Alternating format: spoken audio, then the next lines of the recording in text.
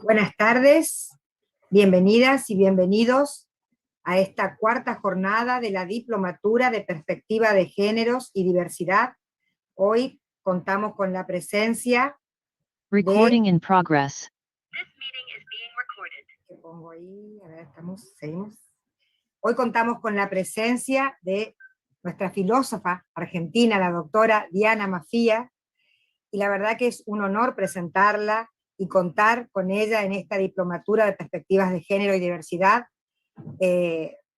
La verdad que no hay más palabras que decir, porque su trayectoria reconocida, y la verdad que hoy estábamos inmensamente felices de poder recibirla, y gracias a que en esta diplomatura la pudimos concretar con el apoyo del Poder Legislativo de la provincia del Chaco, el municipio de la Ciudad de Resistencia, la Fundación Formarte, y obviamente con el apoyo académico de la Universidad del Chaco Austral. Así que hoy tenemos el honor de estar con Diana Maffía, que Carolina, nuestra coordinadora, va a hacer las presentaciones formales y cómo va a ser la clase de hoy. Carolina, buenas tardes. Buenas tardes, Claudia, buenas tardes, doctora Diana Maffía, a todas y todes. Bueno, es una alegría y una emoción tenerla a la doctora Maffía. Me corresponde dar cuenta de su currículum vitae. La doctora es doctora en filosofía por la UBA, es doctora honoris causa por la Universidad Nacional de Córdoba, es docente e investigadora del Instituto Interdisciplinario de Estudios de Género de la UBA, es directora del Programa de Actualización en Género y Derecho, posgrado de la Facultad de Derecho de la UBA, dirige el Centro Cultural Tierra Violenta, donde está a disposición pública su biblioteca personal como parte de la Biblioteca Feminaria. Desde el 2012 dirige el Observatorio de Género en la Justicia del Consejo de la Magistratura de la Ciudad de Buenos Aires. La doctora disertará, dará su clase, que contará con 4 horas, tendrá un intervalo, un break de 10 minutos, cercanos a las 18:30, 19 horas, y en la finalidad de la clase evacuará preguntas. Las dejo y les dejo con la doctora Diana Maffía. Muchas gracias, doctora.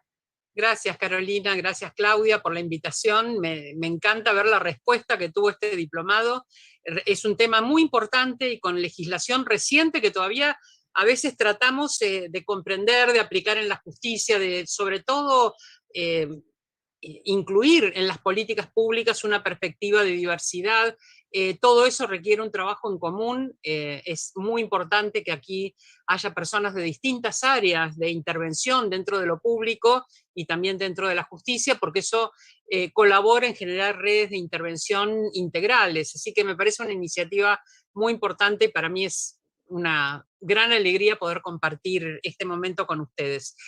Además, la Universidad del Chaco Austral está teniendo una incidencia increíble a nivel académico para todo el país y para países de América Latina. Realmente es un trabajo muy importante.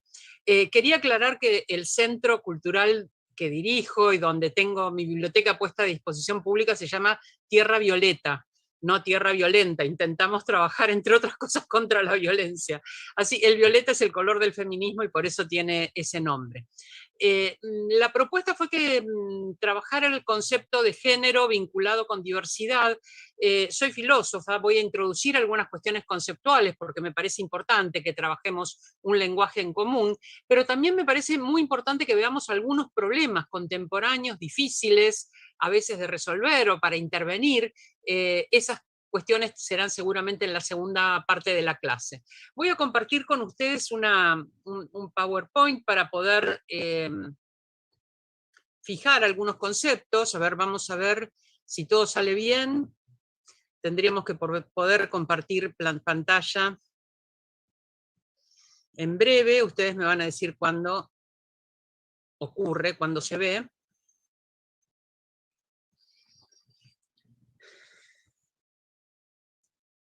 Perfecto.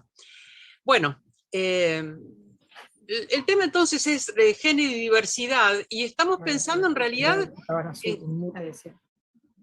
les voy a pedir que cierren el sonido para que no nos mezclemos.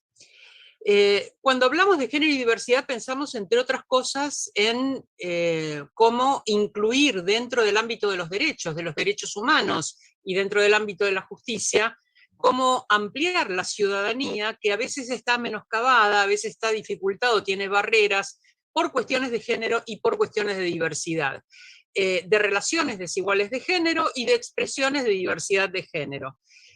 Para eso me parece que es importante saber que no siempre la sociedad se organizó alrededor de derechos. Es un privilegio que tenemos en la modernidad, a partir sobre todo de la creación del Estado moderno, de la Revolución Francesa, pero el modo en que las relaciones sociales se justificaron y se establecieron tradicionalmente desde la antigüedad hasta el siglo XVIII, era como si fueran relaciones naturales. Se establecía que las relaciones sociales se basaban en un orden natural, y el orden natural determinaba a través de las corporalidades cuáles eran las identidades de los sujetos y las relaciones jerárquicas entre ellos. Es decir, había dos cuestiones. Por un lado, fijar en los cuerpos una identidad, y por otro lado, jerarquizar esa identidad.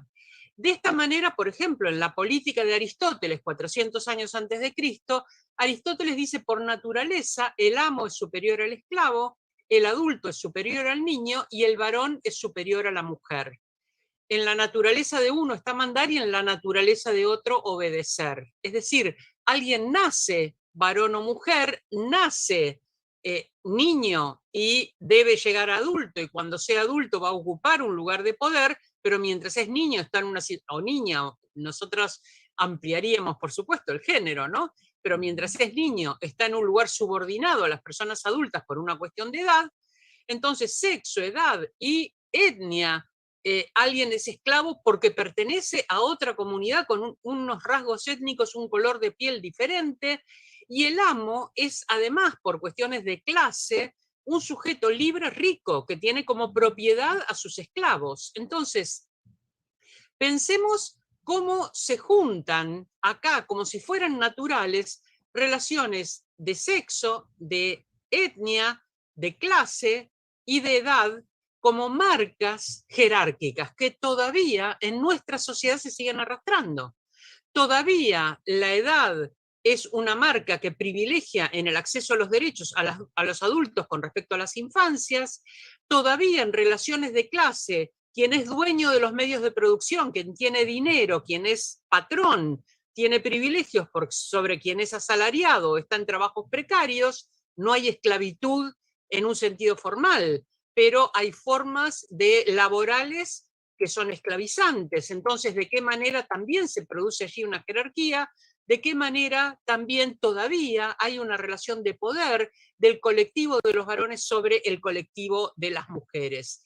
Una cuestión que me parece muy importante señalar es que cuando hablamos de la democracia en Grecia y pensamos ese modelo ateniense en el cual nos decían la democracia es el gobierno del pueblo, el pueblo delibera en la plaza pública, en el ágora, allí discuten las leyes y entre todos toman decisiones discutiéndolas, y esas decisiones después se las envían a los gobernantes y deben ser obedecidas por quienes gobiernan. Ese modelo de democracia directa donde el pueblo gobernaba, y de ahí la palabra democracia, demos es pueblo, kratos es poder, el poder lo tiene el pueblo. Ese modelo era en realidad un modelo completamente elitista, porque para poder estar en la plaza pública discutiendo, no había que ser mujer, porque ninguna mujer era considerada un sujeto racional y por lo tanto capaz de establecer discusiones políticas para decidir el destino de la comunidad. No había que ser esclavo, porque se consideraba que los esclavos tampoco tenían racionalidad, y los niños tampoco por inmadurez. Entonces, ¿qué cualidades había que tener para poder estar discutiendo en esa plaza pública? Había que ser amo, porque debía ser alguien con una situación económica tal que le permitiera el tiempo de ocio, es decir, de dedicación a la política. Debía ser rico, debía ser amo, debía ser adulto y debía ser varón.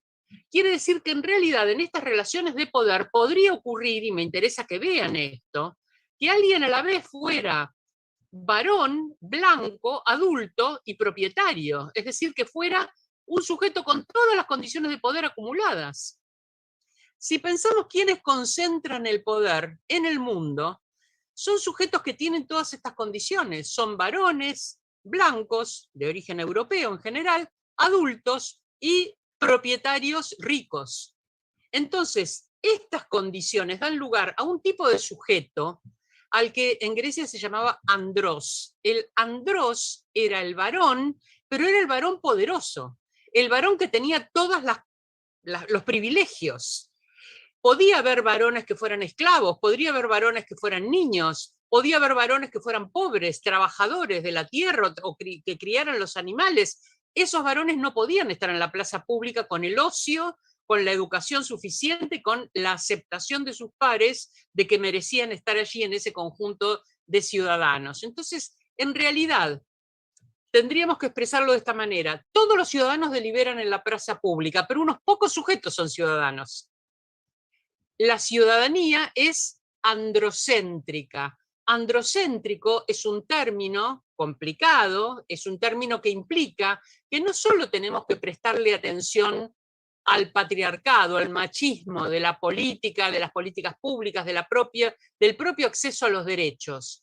No solo es machista o es sexista, sino que es androcéntrico, es decir, es a la vez sexista, racista, clasista, adultocéntrico, capacitista, porque las personas discapacitadas van a tener menos poder, adultocéntrico porque los niños, las niñas van a tener menos poder. Entonces vemos que hay una serie de centralidades y que como sujetos, siempre de formas muy complejas, participamos de cada una de estas condiciones de maneras diversas. Es decir, en mi caso yo soy mujer y entonces estoy subordinada en relación con un varón, pero a la vez soy una persona adulta, quiere decir que tengo una condición de privilegio con respecto a los niños y a las niñas.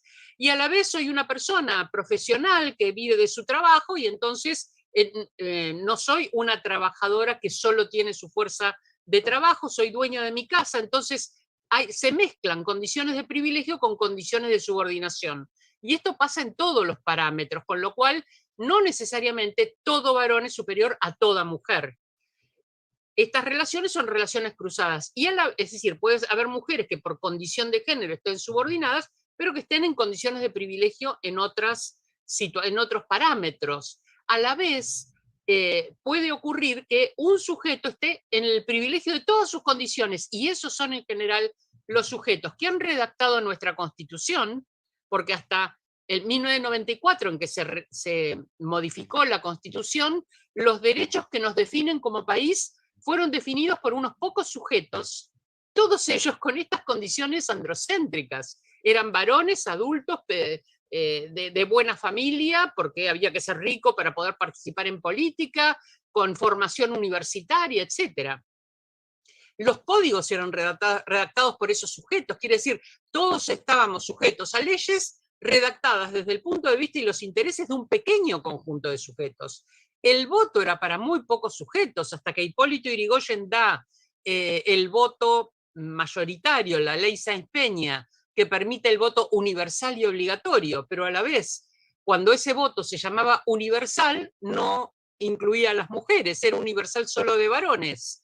Y cuando en el 47, en el peronismo, se vota el voto femenino, el voto que propicia a Eva Perón, ese voto era un voto que entonces incluye a las mujeres. Pero vemos que el avance entonces de quiénes son ciudadanos y ciudadanas es un avance lento y que todavía ahora, cuando pensamos en el cupo o pensamos en la paridad como medidas de acción afirmativa, es decir, como medidas que pretenden poner en igualdad de condiciones con privilegios especiales a grupos que están subrepresentados. Entonces se da un cupo para mujeres porque no había casi mujeres en las representaciones públicas, a pesar de ser la mitad de la población.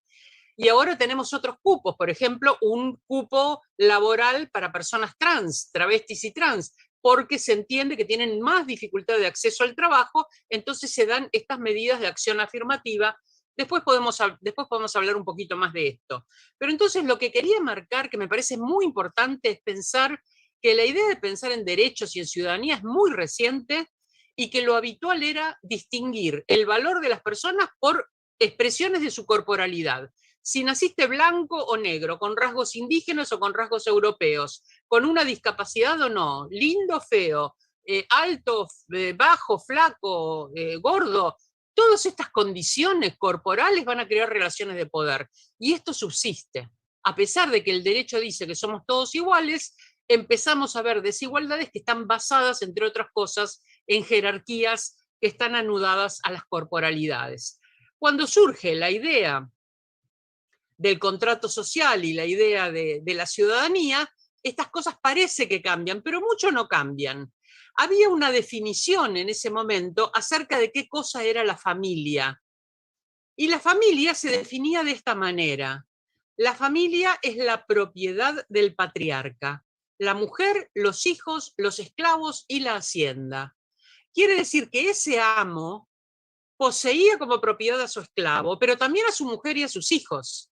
Ese patriarca, cabeza de familia, es algo que ha quedado como estereotipo de la estructura familiar, un varón que es el jefe de hogar y es el que sostiene económicamente, y una construcción de la familia que le pertenece de manera patrimonial. Es decir, muchas veces los varones sienten que su mujer y sus hijos son parte de su propiedad.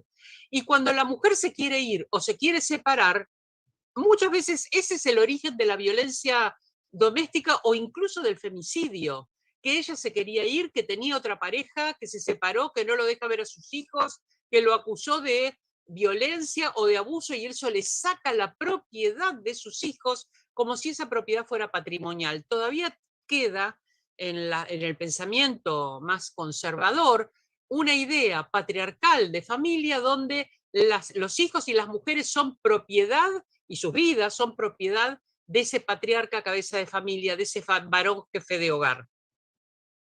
A fines del siglo XVII, principios del XVIII, ocurre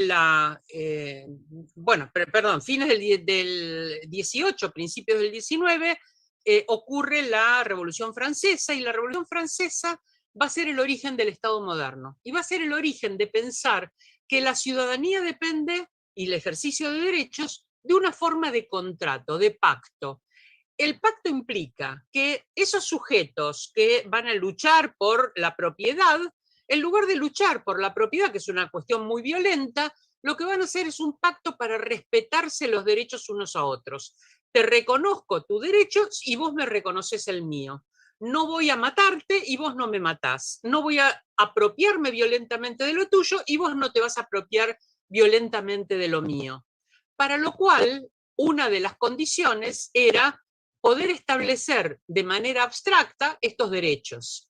Ahora, la abstracción del pensamiento necesaria para un contrato, incluso ahora, porque podríamos decir que nadie puede firmar un contrato si es menor de edad o si es una persona mentalmente incapaz o si tiene un padecimiento mental, si tiene una discapacidad mental. Todas estas personas no son capaces de firmar un contrato, no se las considera capaces. Bueno, en la antigüedad y hasta muy avanzada la modernidad, las mujeres éramos consideradas incapaces. Por lo tanto, no podíamos tener ciudadanía. Por eso tardamos tanto en obtener nuestra capacidad de voto, y una buena parte del feminismo que surge en esta época surge precisamente a partir de esta idea de universalizar los derechos, a partir de la idea de que no ocupamos un lugar natural, sino un lugar que depende de contratos, de pactos que hacemos. Esa idea tan revolucionaria empezó como una idea muy revolucionaria, abarcadora de toda la humanidad, pero esos sujetos androcéntricos que concentraban todos los privilegios, no dejaron los privilegios de lado.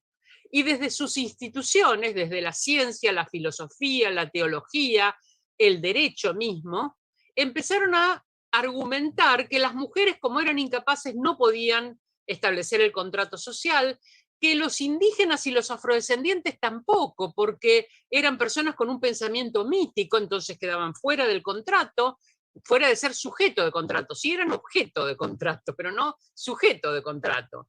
Los niños tampoco, por ser inmaduros, y los pobres tampoco, porque al no tener propiedad privada no tenían nada para contratar, que respeto tu propiedad y respetas la mía, presume que hay una propiedad de por medio. Si no tengo propiedad, no tengo nada que pactar. Entonces ese sujeto de ciudadanía de la Revolución Francesa, de esa primera concepción del Estado moderno, eran varones, porque las mujeres no podían establecer contrato, blancos, porque indígenas y afrodescendientes no tenían condiciones de universalidad, abstracción, objetividad y racionalidad suficientes como para pensar los derechos. Entonces eran varones, blancos, eran adultos porque los niños tampoco podían, y eran ricos porque los pobres tampoco podían, eran propietarios porque quienes no tenían propiedad tampoco podían establecer el contrato social. Entonces, ¿quiénes eran esos ciudadanos? Eran varones blancos adultos propietarios, o sea, una ciudadanía androcéntrica de la misma manera que había habido en la antigüedad. Y cuando se redacta la Declaración de Derechos del Hombre y el Ciudadano de la Revolución Francesa, que es una gran inclusión, es el primer tratado universal de derechos humanos, que dice todos los hombres nacen libres e iguales y tienen los mismos derechos, en el pensamiento es muy revolucionario. Cuando habla de todos los hombres, en primer lugar, deberíamos entender que todos los seres humanos, como nos dice la Real Academia Española, no es necesario reduplicar y decir los hombres y las mujeres. Bueno, Olympia de Gouges, una revolucionaria de la Revolución Francesa, escribió una declaración de derechos de la mujer y la ciudadana, diciendo nos tienen que nombrar a las mujeres también como sujetos de derecho, y la guillotinaron, porque había entendido mal. Cuando se dice hombres, se dice varones. Entonces, todos los hombres nacen libres e iguales, quiere decir, no hay esclavitud natural y no hay jerarquías naturales. Impactante, se terminó la esclavitud. Pero indígenas y afrodescendientes no pueden ser ciudadanos, entonces van a estar bajo tutela de los hombres blancos. Y tienen los mismos derechos, implica que todos tienen ciudadanía plena, pero el todos de la democracia es un todos androcéntrico muy pequeñito.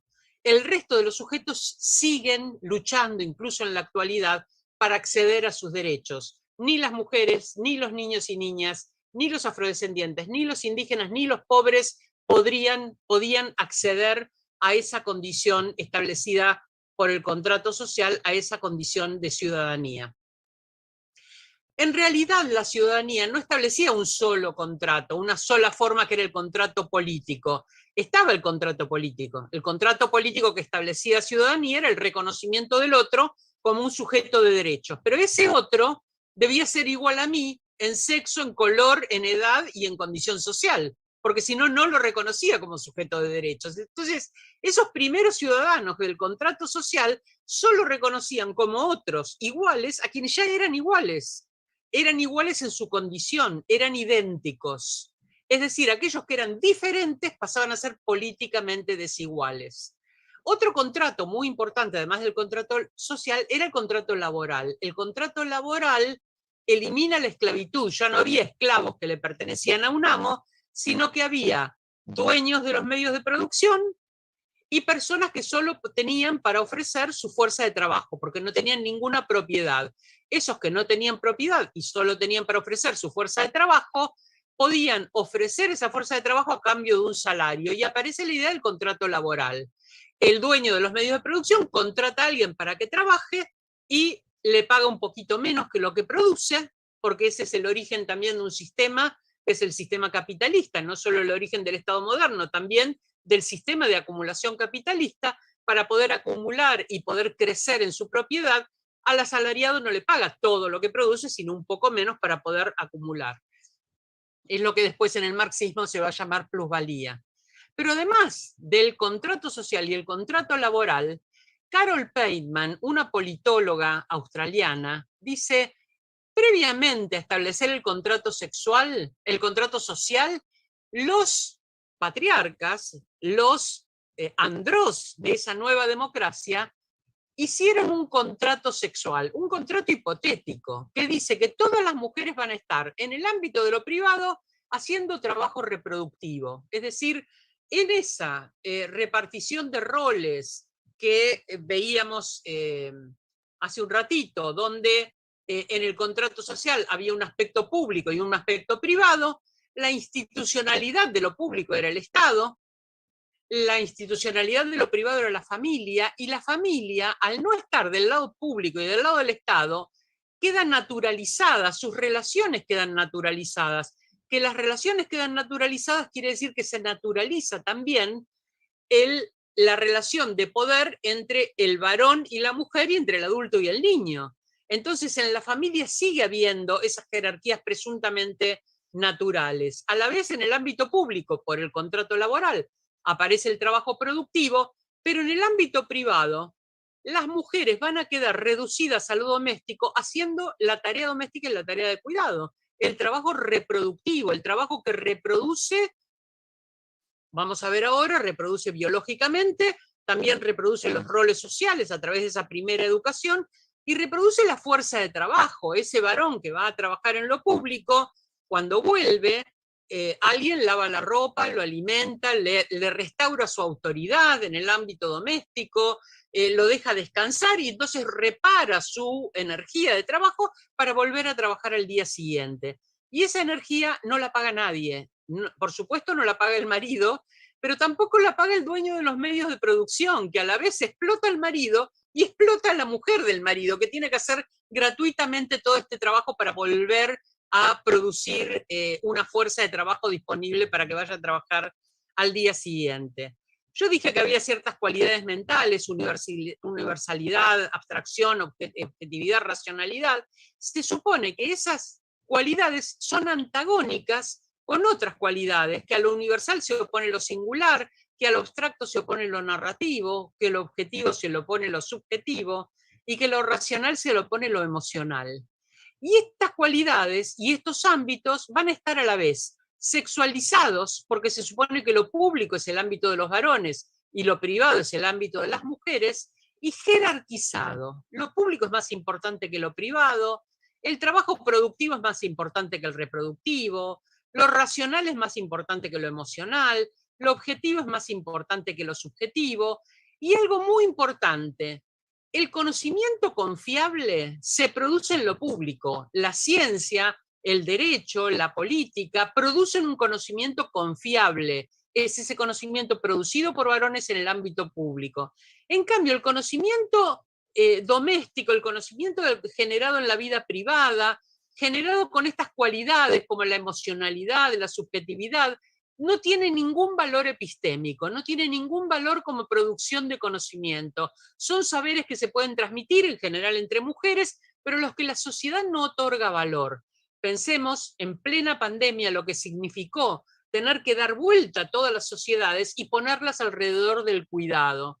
¿Quiénes tenían la experiencia de cuidado? Las mujeres, porque las mujeres hemos hecho esa tarea por siglos en el ámbito doméstico. Pero la sociedad ha girado alrededor de intereses que no eran la supervivencia y el cuidado del género humano, que requiere sí o sí que alguien nos cuide, sino que giraban alrededor de otros intereses muy abstractos, muy lejanos a las políticas del cuidado. La pandemia puso a la vista lo imprescindible de este trabajo de cuidado, no solo para la vida individual, porque ningún ser humano sobrevive si no tiene cuidado, sino también para la vida social. ¿De qué manera en la vida social también se requieren políticas de cuidado? Vamos a volver sobre eso un poco más adelante. Entonces, ese trabajo reproductivo no asalariado del ámbito doméstico, feminizado y a la vez tomado como con una jerarquía menor, que es el trabajo reproductivo, tiene tres aspectos. La reproducción biológica,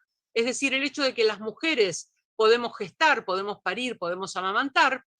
Hoy tendríamos que complejizar esta afirmación, porque podríamos decir que hay mujeres que no pueden gestar, parir y amamantar, que hay a la vez varones, mujeres trans, que por su genitalidad no tienen estas cualidades, o varones trans que por su genitalidad sí tienen estas cualidades. Entonces, esto va a complejizar, lo dejo para más adelante, pero esto va a complejizar la afirmación de que solo las mujeres podemos reproducir biológicamente. Pero esta era la concepción, quienes somos mujeres somos capaces de gestar, parir y amamantar. Entonces la reproducción biológica queda a nuestro cargo.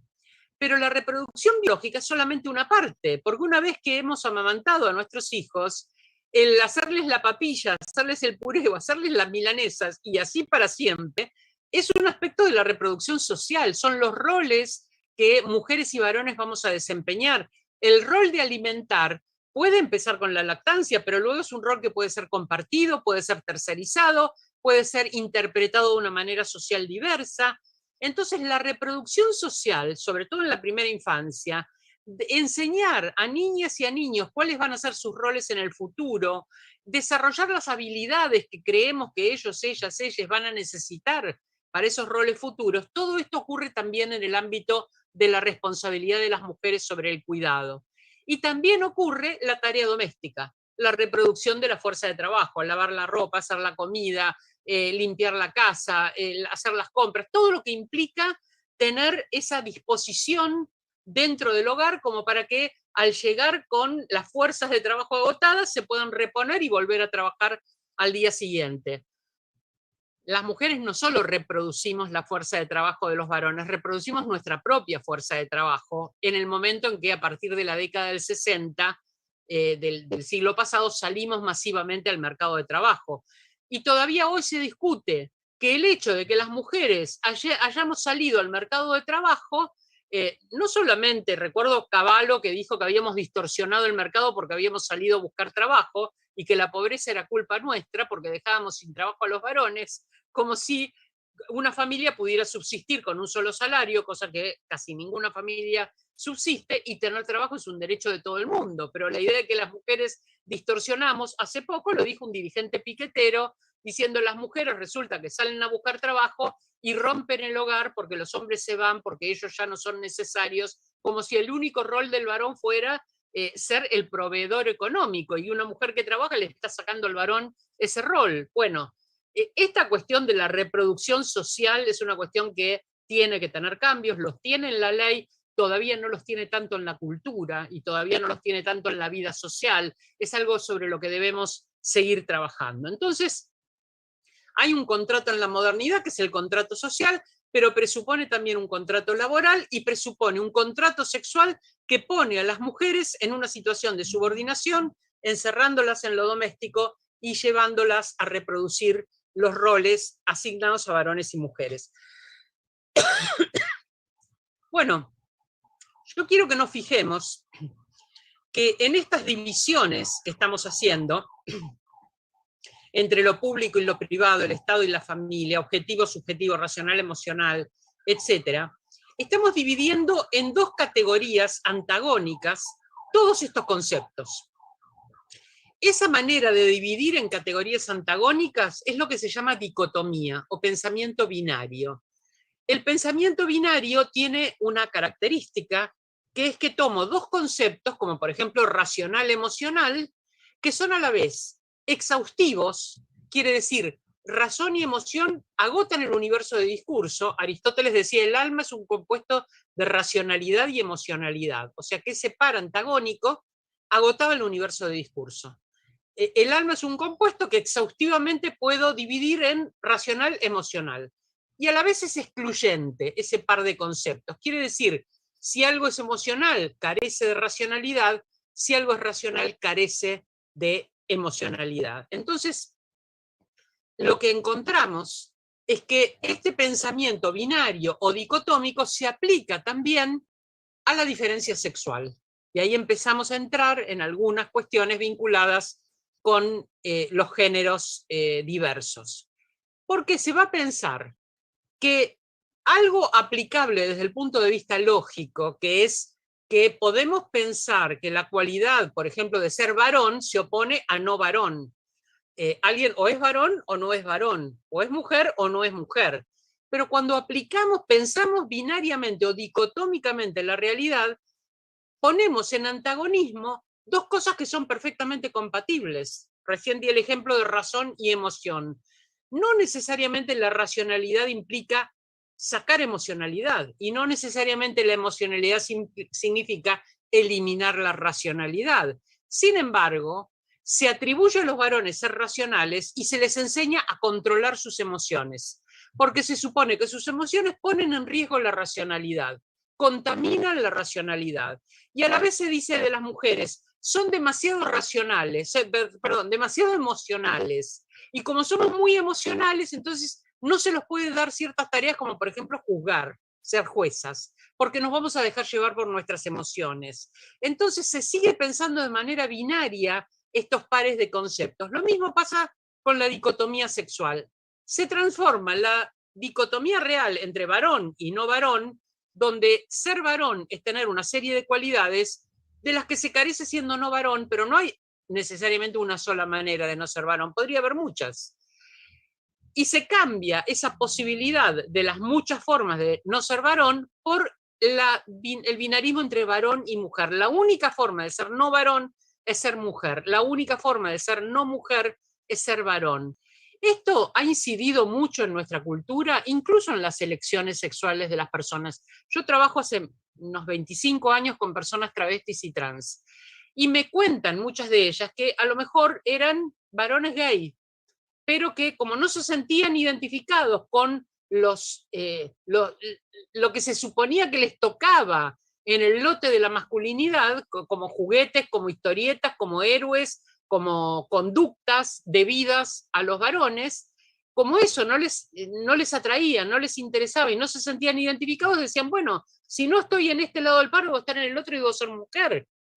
Y la primera construcción era, ¿cómo hago para ser una mujer? Cuando probablemente no eran ni varón ni mujer. Entonces, pensar que la única manera de ser no varón es ser mujer, o la única manera de ser no mujer, recuerdo ahora un varón trans que decía, bueno, como mujer yo no me sentía identificada con mi identidad de género, y esa identidad subordinada. Entonces, primero, y además me gustaban las mujeres, entonces primero me hice lesbiana, pero después vi que como lesbiana tampoco, porque yo lo que no quería era ser mujer, y me hice varón trans, pero ahora que soy varón, me doy cuenta que no quiero estar en el lugar de dominador, en una relación donde se supone que los varones dominan a las mujeres. No quiero ser el que encarna esas reglas de la masculinidad. Entonces tampoco se sentía identificado con esa condición de varón trans. Quiere decir que siempre la construcción de la identidad es una construcción compleja que hacemos en intercambio entre nuestras percepciones subjetivas, con las cosas con las que nos sentimos identificación, y el modo en que la sociedad interpreta las diferencias de género y reparte los roles sociales y los indicadores sociales en función de lo que corresponde a mujeres o a varones. Por ejemplo, un varón que se quiere vestir de rosa va a ser tildado de feminizado porque elige el color rosa, o una niña que se quiere vestir de azul va a estar masculinizada, o de verde olivas, entonces va a estar masculinizada porque se viste de verde oliva. El color está sexualizado, el color está cargado de una interpretación de género. Lo mismo los héroes o las heroínas de los videojuegos, de las historietas, de las novelas o lo que fuere. Entonces, pensar dicotómicamente es aplicar una falsa manera de identificar lo que en condiciones lógicas sería razonable, ser varón o no ser varón, a una única manera de no ser varón que ser mujer, o a una única manera de no ser mujer que ser varón. Voy a dar un ejemplo en una figura, un ejemplo de cómo se expresa este binarismo. Este binarismo se expresa interpretando los cuerpos como cuerpos claramente de mujer y claramente de varón. Es decir, que mirando esa figura yo digo, a la izquierda hay una mujer y a la derecha hay un varón. También interpreto que son adultos. Fíjense que no estoy hablando de una persona anciana, un niño, una niña, no. Cuando hablo de varón y mujer estoy pensando en dos personas adultas, quiere decir que hay una cuestión de edad también en la centralidad de esta figura, figuras binarias. Ella tiene un instrumento que es una tallette donde hay una cerradura, y en su cabeza lo que ella necesita es una llave. Él tiene una llave y lo que hay en su cabeza es la búsqueda de una cerradura. Es decir, hay aspectos complementarios que se piensan como genitalidad. No es algo en lo que haya que tener mucha imaginación. Se supone que ese señor con esa cerradura lo que va a hacer es, con esa llave, lo que va a hacer es insertarla en esa cerradura.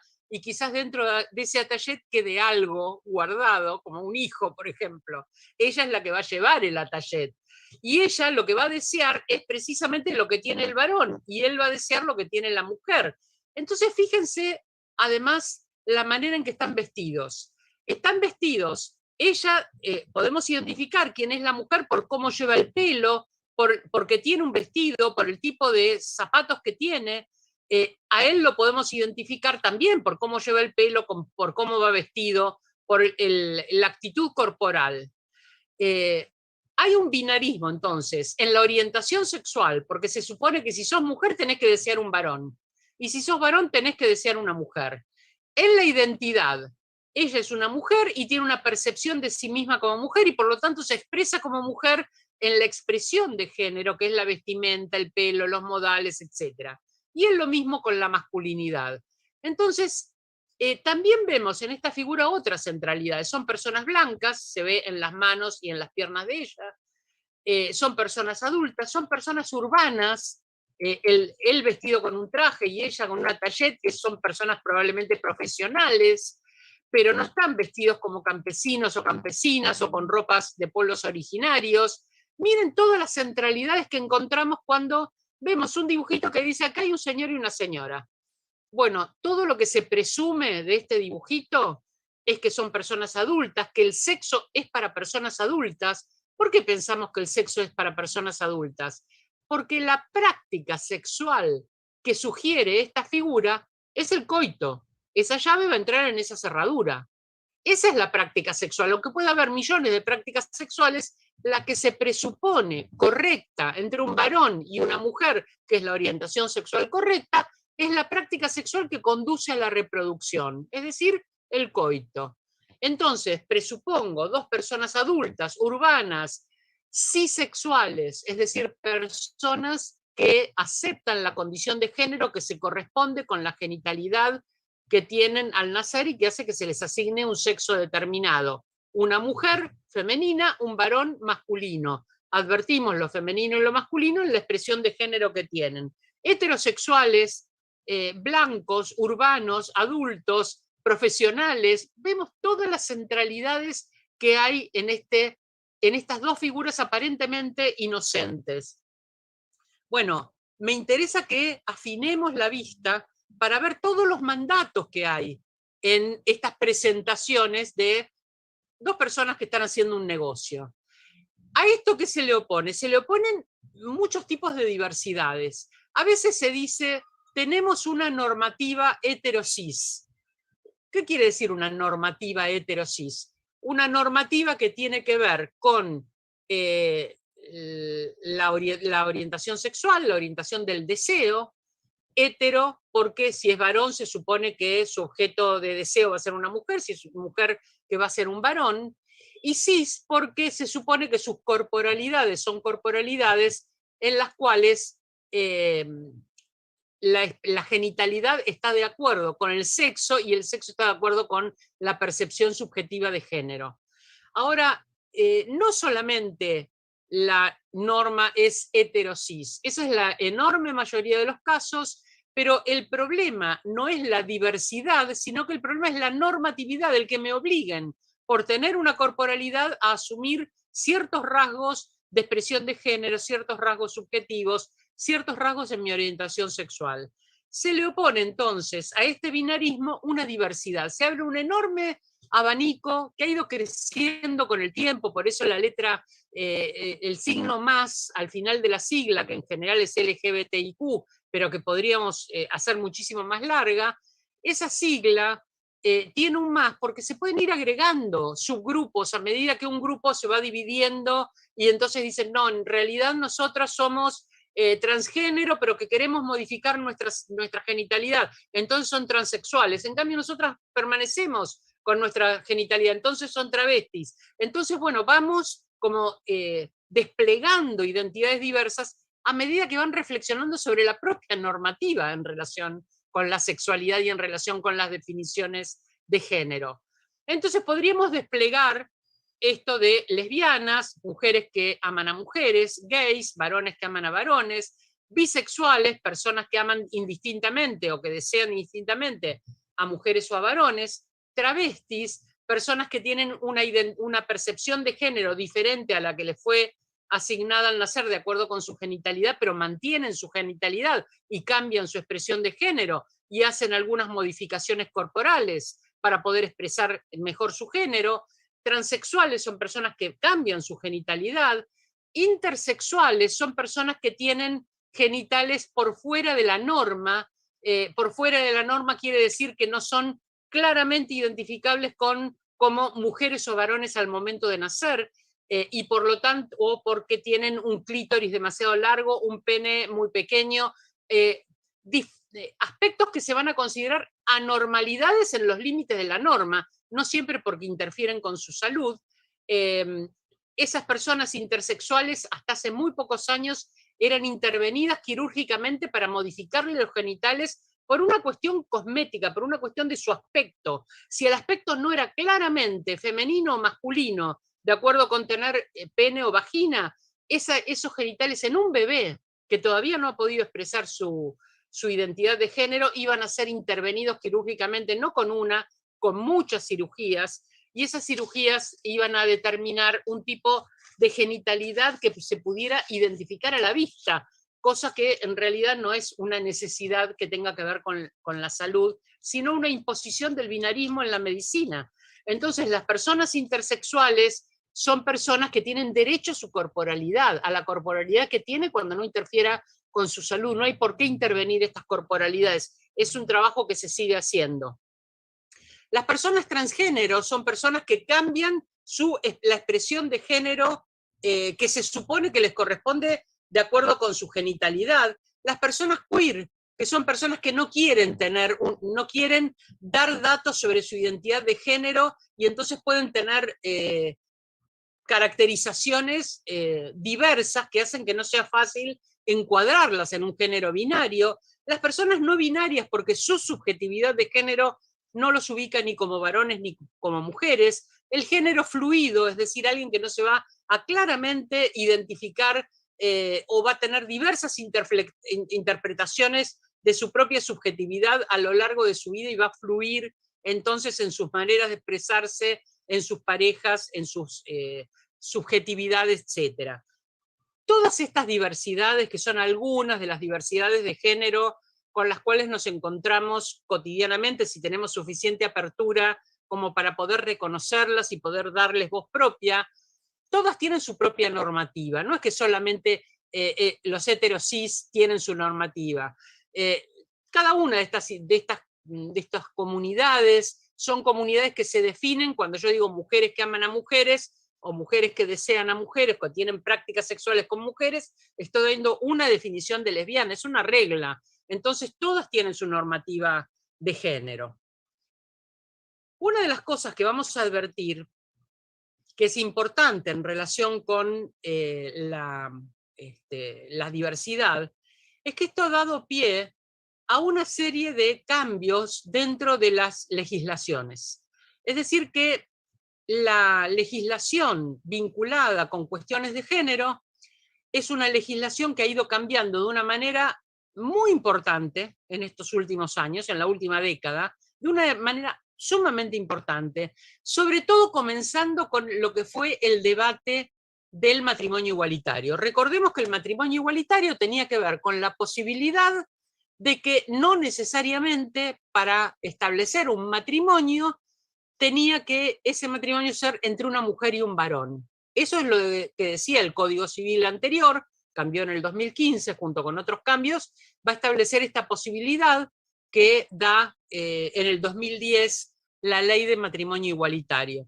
Hay una cuestión que me parece muy importante pensar, y es que para poder pensar en el matrimonio igualitario, tuvo mucho que ver el modo en que ese debate se dio.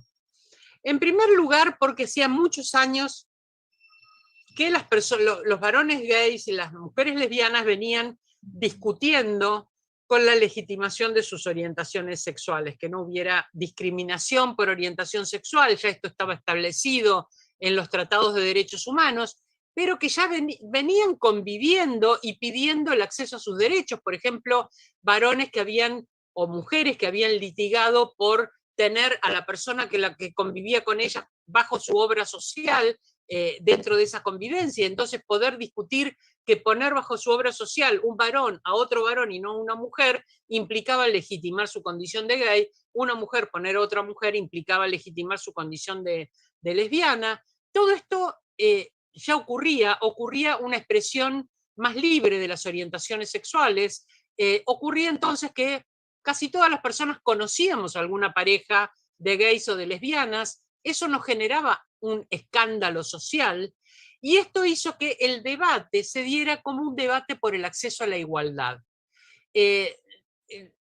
La cuestión era que las parejas tenían que poder tener los mismos derechos, el mismo amor con los mismos derechos. Bueno, si quienes se enamoraban no eran un varón y una mujer, quienes iban a convivir no eran un varón y una mujer, sino otras identidades, que esto también pudiera quedar protegido por las leyes, pudiera quedar sancionado por el Estado para poder tener acceso a todos los derechos. Y esto era muy razonable, se volvió algo muy razonable socialmente. Fue un debate social, pero no fue un debate que tuviera una enorme resistencia, porque en ese debate se fundó en la condición de igualdad, en la demanda y el acceso a la condición de igualdad. Y así es como se sanciona el matrimonio igualitario en el 2010. Una cosa que podemos pensar como interesante es que el matrimonio igualitario se hablaba a veces de este matrimonio como el matrimonio gay. Y de hecho, las primeras parejas fueron una pareja de varones, de 2 varones, y una pareja de 2 mujeres, militantes por los derechos de la diversidad, es decir, que esos casamientos tuvieron mucha repercusión porque eran quienes habían activado mucho por esa ley, pero entonces estamos pensando todavía de un modo binario. No es que solamente pueda ser un varón y una mujer, pueden ser 2 varones o 2 mujeres, pero seguimos en el binarismo sexual. Esa pareja podía ser una travesti y una persona no binaria, o una lesbiana y una persona queer. No necesariamente tenían que ser un varón y una mujer, o 2 varones o 2 mujeres. Y sin embargo, la propia campaña, en sus imágenes, etcétera, todavía no recogía esta diversidad de las expresiones de género y de las identidades de género que mencioné hace un ratito. Quiere decir que, y esto ocurría dentro del propio activismo, dentro de la propia militancia. Yo trabajé muchos años con Loana Berkins, una dirigente travesti que lamentablemente murió a comienzos del 2016. Ella era, dentro del Observatorio de Género en la Justicia, donde trabajo, en el Consejo de la Magistratura, ella dirigía la Oficina de Diversidad, trabajando el acceso a la justicia de las personas que por diversidad de género o de orientación sexual encontraban barreras en el acceso a sus derechos.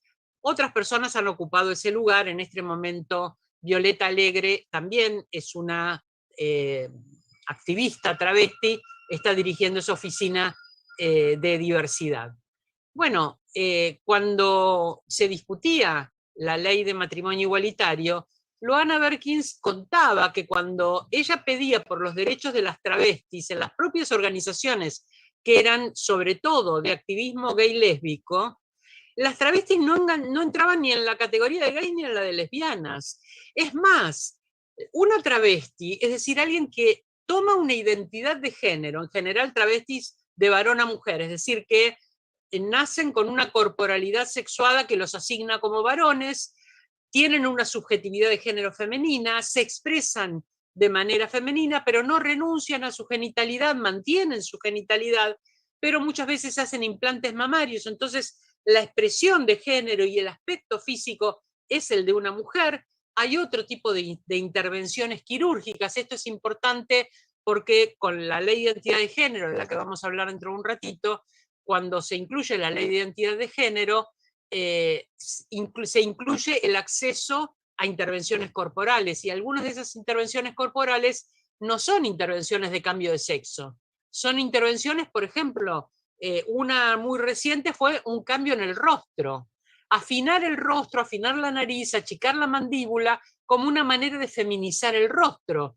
Que esa cirugía sea una cirugía estética, meramente estética, y que corresponde a las preferencias privadas, o que sea una corrección vinculada con la expresión de género, es algo que muy finito, es algo que hay que pensar para ver si cae o no cae dentro del marco de lo que la ley protege. Entonces, esas corporalidades transformadas, intervenidas quirúrgicamente, intervenidas muchas veces con hormonas, que no siempre pueden ser identificadas a simple vista diciendo es varón, es mujer o es travesti. A veces la interpretación es como si fuera una interpretación de otra mujer. Bueno, estas dificultades para establecer unos límites binarios dentro de la distribución de los sexos, también se manifestaron hace 20 años en esa militancia, en ese activismo por los derechos gay y lésbicos, cuando irrumpen en la década del 90 las travestis como un sujeto que no puede ser identificado ni como varón ni como mujer. Podríamos pensar que esto está muy lejos de la actualidad, sin embargo no está tan lejos. Tenemos un proyecto dentro del Consejo de la Magistratura, dentro del Observatorio de Género, donde estamos trabajando con médicos legistas, con médicos forenses, médicos y médicas, sobre todo quienes intervienen en casos de violencia y en casos de femicidios y lo que hemos definido como travesticidios, es decir, asesinatos de otras feminidades que no son feminidades en corporalidades de mujeres, sino en corporalidades travestis o trans. Entonces, ¿cómo reconocer esos cuerpos? ¿Cómo identificarlos? ¿Cómo nombrar esos cuerpos? Entonces, muchos decían, por ejemplo, médicos de la policía, bueno, si tiene pene es varón y le pongo un género masculino. Otros decían, bueno, me fijo en el documento, si está el documento, si el documento dice mujer, no importa qué cuerpo tenga.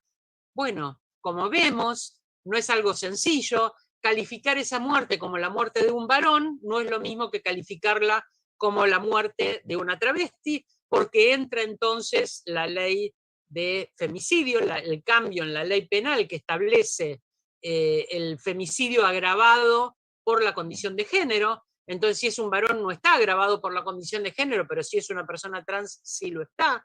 Quiere decir que estas identificaciones no son identificaciones que sean simplemente una cuestión cultural y de gusto para poner etiquetas. Según cómo rotulemos, cae o no cae dentro de la protección de la ley. Y esto es lo que quiero que tengamos muy presente. Entonces, el matrimonio igualitario en el 2010 lo que hace es habilitar como matrimonio parejas no incluyendo otras identidades de género. No se trata de poner varón, mujer y otro, sino decir, no es relevante el género para decir a quiénes van a estar unidos en matrimonio, quiénes van a formar un matrimonio. El matrimonio igualitario no solo amplía el acceso a este vínculo, que es el vínculo matrimonial, sino que muestra la irrelevancia de la heterosexualidad y la cisexualidad para establecer un matrimonio. No se necesita ser varón y mujer cis, y no se necesita ser heterosexual para que digamos que alguien va a originar una familia, que va a establecer un matrimonio. Es un cambio sumamente relevante, pero es un cambio cultural que va a llevar todavía muchos años. Entonces no se trata solo de casar gays y lesbianas, se trata de pensar, no importa cuál sea el género que tengan, son dos personas que se comprometen a cuidarse, a quererse, a compartir sus bienes y a fundar una familia. Y el género es irrelevante. Entonces, pensarlo de esa manera es un gran cambio de pensamiento. En el año 2012 se vota la Ley de Identidad de Género. La Ley de Identidad de Género tiene muchas características importantes. Una de las características es que cuando se establece la Ley de Identidad de Género, se habilita que la única persona capaz de definir su género es el propio sujeto. Porque se habla de género como la percepción subjetiva que un sujeto tiene, que una persona tiene de su pertenencia a un género. Claro, su pertenencia a un género de acuerdo con los modelos de género que la sociedad nos brinda. Entonces, también está culturalmente restringido, no es un ser fabuloso y fantasmagórico, es una identidad de género que se va estableciendo con los rasgos sociales que tienen los géneros dentro de nuestra cultura. Ahora, antes de la Ley de Identidad de Género, antes del 2012, ya había personas que no se sentían identificadas con el género asignado al nacer. ¿Qué pasaba con estas personas? Bueno, en primer lugar, se patologizaba el hecho de que una persona no fuera cis, sino trans, es decir, que no se sentía identificada con el género asignado al nacer de acuerdo con su genitalidad. Si esa persona no se sentía identificada con el género asignado al nacer de acuerdo con su genitalidad, es porque sufría disforia de género. Disforia de género es una patología de la identidad sexual. Todavía se está discutiendo sacar del DSM-5, es decir, del documento internacional que se utiliza para establecer las patologías mentales, sacar los desórdenes de la identidad de género, sacar esa idea de disforia de género y tomar esas identidades como una identidad que puede ser sostenida por una persona de acuerdo con sus vivencias íntimas, sus vivencias personales. Pero hasta el 2012 esa identidad estaba patologizada, porque solamente si había esa patología, que significa disforia es lo contrario de euforia, digamos. Eu es bueno y dis es malo. El sufrimiento en función de no encajar ese género atribuido de acuerdo con su genitalidad, con su vivencia subjetiva de género, ese desencaje hacía que la persona sufriera psicológicamente mucho. Por lo tanto, por ese sufrimiento psíquico podía acceder a la justicia haciendo un pedido de cambio de sexo. De cambio de sexo en su documento, un reconocimiento de que su género no era aquel que le asignaron al nacer. Entonces, ¿qué hacía el juez? El juez recibía este pedido y le prestaba atención porque la persona sufría disforia de género. Sin este malestar, no había habilitación de intervención de la justicia. No podía ir cualquiera diciendo, yo soy muy feliz, pero en realidad fui criado como varón, pero en realidad me siento mujer y quiero que se me reconozca esto. O yo fui criada como mujer, pero me siento varón y quiero que se me reconozca esto. Esto no habilitaba el pedido de la justicia.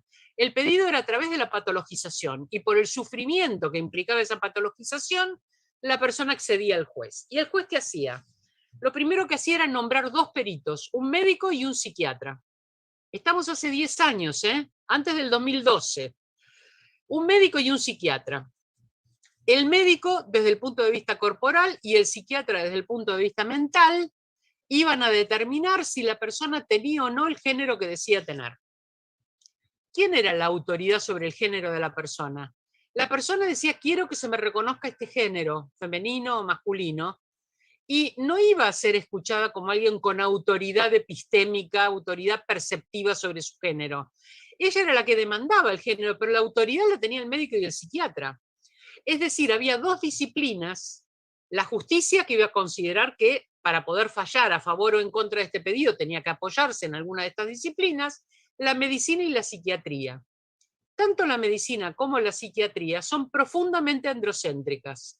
Son de esas disciplinas que definen quién puede ser escuchado y quién no, quién es racional y quién no, quién tiene patologías y quién no. La medicina era la que determinaba cuál era el tamaño adecuado, todavía lo es, todavía se hace, pero se está intentando cambiar ese paradigma, cuáles son los genitales apropiados y cuáles los tengo que mutilar de manera irreversible porque eso no es aceptable, aunque no traiga un problema de salud, por una cuestión estética. Eso lo decía la medicina. Y la psiquiatría decía, esta no es una subjetividad que pueda hacerse valer. Si alguien quiere a la vez mantener su genitalidad y siente que subjetivamente tiene que ser reconocida como un género diferente, esto es patológico.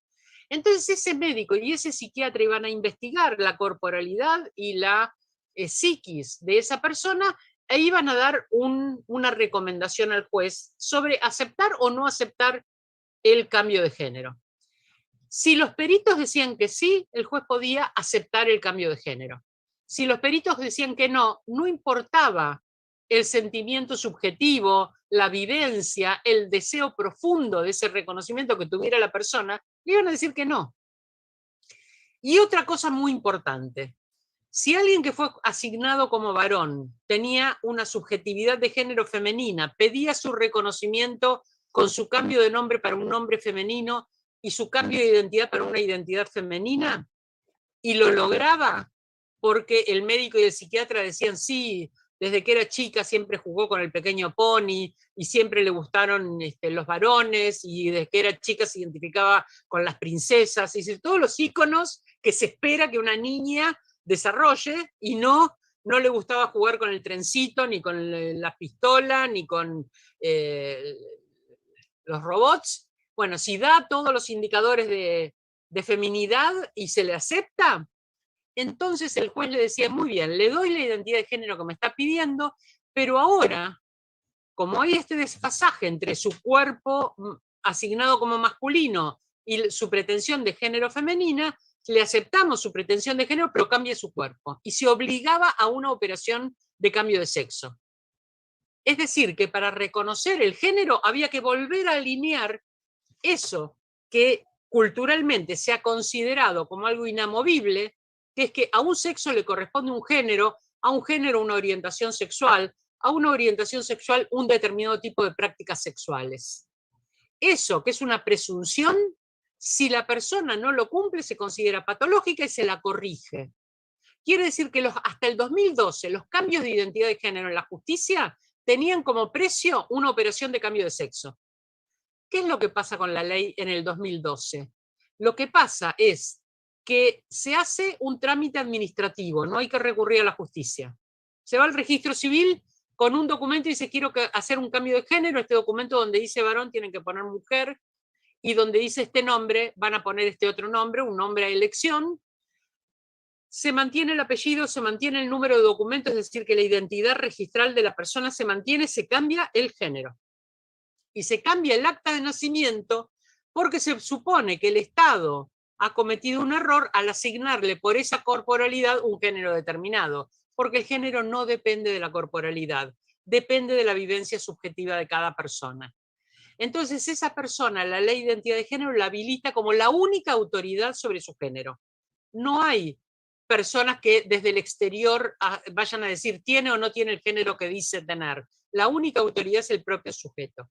Trámite administrativo, autoridad perceptiva, epistémica del propio sujeto y ningún requerimiento en relación con cambios corporales. La persona puede, dice el artículo 11 de la ley, la persona puede, si lo requiere, acceder a los tratamientos médicos, hormonales o quirúrgicos que necesite para expresar su género. Esto quiere decir, si esa persona requiere hormonación para no desarrollar caracteres secundarios, para afinar su voz, para cambiar el vello corporal, para modificar sus formas corporales, puede hacer un tratamiento hormonal gratuitamente en un hospital público a su sola solicitud. Si quiere hacer una cirugía de cambio de sexo, la puede hacer. Si quiere hacer una cirugía de implantes mamarios pero no quiere cambiar sus genitales, lo puede hacer.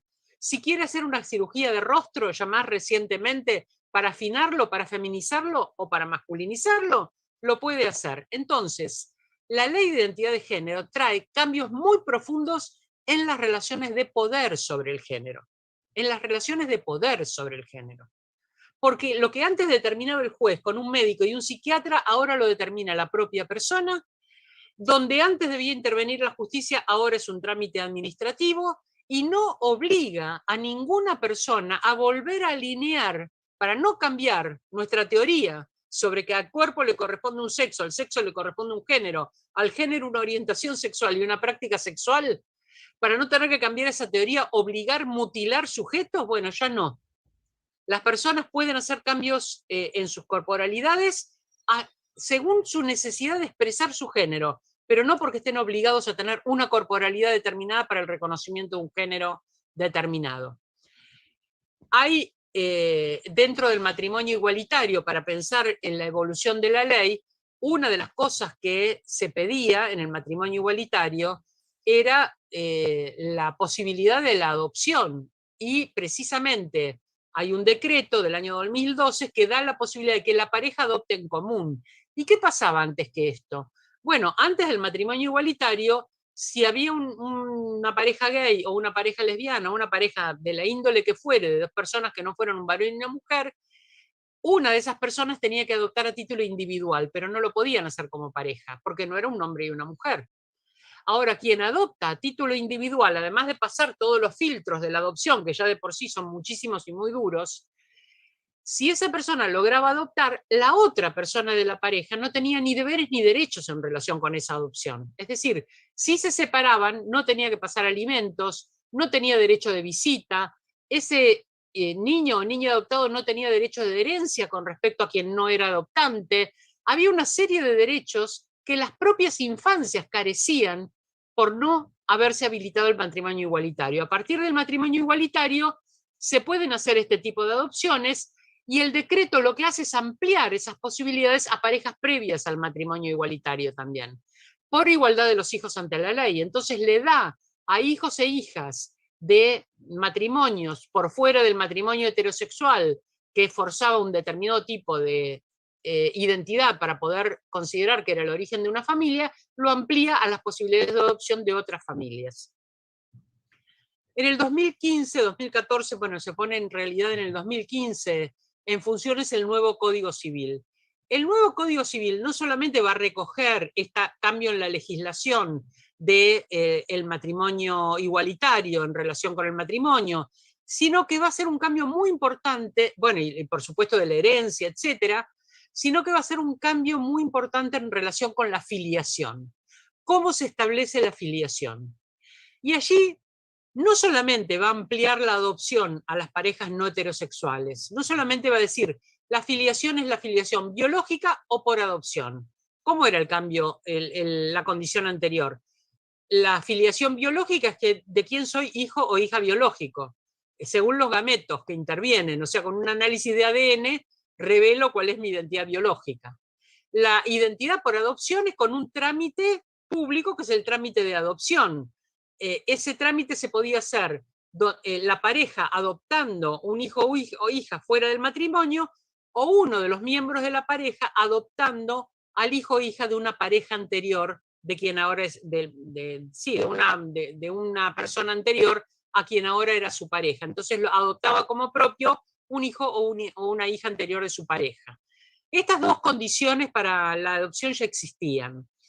Se agrega entonces la posibilidad de la adopción por parte de parejas no heterosexuales, pero además se agrega un tercer modo de filiación. Y ese tercer modo de filiación es la filiación por el uso de nuevas tecnologías reproductivas. Esto es revolucionario. La filiación por el uso de nuevas tecnologías reproductivas implica que la identidad biológica va a dejar de tener relevancia. Va a tener relevancia la voluntad procreacional. Voluntad procreacional es un término que se incorpora, un término novedoso, que se incorpora al Código Civil, que va a decir que la voluntad de tener un hijo o una hija biológico es superior a los gametos que intervienen, los óvulos y los espermatozoides, e incluso quién va a gestar y parir ese hijo. Esto lo estamos viendo con los úteros subrogados en Ucrania, este fenómeno que se puso a la luz con la guerra, de la enorme cantidad de familias que iban a Ucrania a usar la capacidad de gestar de una mujer ucraniana para tener un hijo biológico propio, que iba a ser anotado como propio de la pareja. Entonces, esta filiación por el uso de nuevas tecnologías reproductivas tiene que ser regulada, porque, por ejemplo, si es una pareja gay y tiene un óvulo donado, obviamente el ADN de ese hijo o hija va a tener parte del ADN de esa donante. O si es una pareja lesbiana, un donante de semen va a tener el ADN de ese donante. Pero su identidad no va a depender del ADN, su identidad biológica, va a depender de la voluntad procreacional que esta pareja tiene, que usa como herramientas partes, gametos o partes de las funciones corporales, como es la capacidad de gestar, de otros sujetos. Entonces, cambia completamente el tipo de vínculo, ya la filiación biológica no es prioritaria, este modelo pone la voluntad procreacional por encima de los datos biológicos. Es algo que todavía no está totalmente asimilado socialmente, porque pensemos que en nuestro país ha pasado un trauma muy importante con los hijos e hijas de desaparecidos, con niños y niñas nacidos en cautiverio, apropiados. Es algo que todavía se está juzgando en los juicios por la memoria. Entonces, cuando hay un Banco Nacional de Datos Genéticos para recuperar la identidad biológica de esos hijos o hijas, y esos juicios son juicios por la verdad. Y cuando se descubre que alguien es hijo o hija de desaparecidos o nieto o nieta de desaparecidos, se dice recuperó su verdadera identidad. Abuelas de Plaza de Mayo, por el derecho a la verdad. Entonces, incluso en la Convención por los Derechos del Niño, el derecho a la identidad, a tener una identidad biológica, es un derecho al que se llama el derecho de las abuelas, porque son las abuelas de Plaza de Mayo las que insistieron en que esos niños o niñas apropiados ya hace 45, 47 años, hoy ya adultos y con sus propios hijos e hijas, tuvieron la oportunidad de saber la verdad sobre su identidad. Y esa verdad está en el ADN, no está en la voluntad procreacional ni en la adopción. culturalmente estamos en una sociedad donde todavía hay una fuerte impronta de la identidad biológica. Entonces, estas son cuestiones académicas, intelectuales, legales, pero hasta que se transforman en un intercambio cultural, pasa mucho tiempo, porque son cuestiones realmente muy difíciles. Bueno, hay un decreto reciente que salió el año pasado para establecer una identidad no binaria, es decir, que el documento tiene una B, una M, puede ser varón, mujer, y una X. Y esto implica que una persona puede pedir que se la inscriba con una identidad que no sea ni como varón ni como mujer. Esto es algo que fue incluso por el movimiento de los derechos de la diversidad no del todo bien recibido. El día que el presidente presentó esta iniciativa, este decreto, para inscribir una identidad no binaria, el propio hijo del presidente se inscribió como una identidad no binaria. Quien recibió primero su documento se abrió la camisa y abajo decía no somos una X, es decir, un activismo que implica mi identidad no es una X, mi identidad es mujer trans, varón trans, no binario, bueno, esta multiplicidad de identidades que mencioné antes. Y o sea que es algo que se va a seguir discutiendo, cuál es la mejor manera de registrar esto. Ahora se va a hacer un censo, entre otras preguntas, el censo tiene que ver con la identidad de género. Vamos a ver qué datos se recolectan en este censo para tener un sentido más real acerca de cómo está compuesta nuestra sociedad en términos de identidades de género también. Y más recientemente, la ley de cupo laboral travesti trans, también el año pasado, que indica que un 1% de los cargos tienen que estar reservados como una manera de acción afirmativa para personas travestis y trans, sobre todo en la administración pública, aunque es algo que también en empresas privadas ha ido entrando como una inclusión de la diversidad dentro de ámbitos productivos que no son solamente la administración pública. Pero en la administración pública tenemos que hacer no solamente un cupo laboral específico para travestis y trans, sino también cuidar un ambiente de trato digno dentro de la vida cotidiana. En las escuelas, por ejemplo, la cuestión del trato digno forma parte de la ley de identidad de género. Entonces, la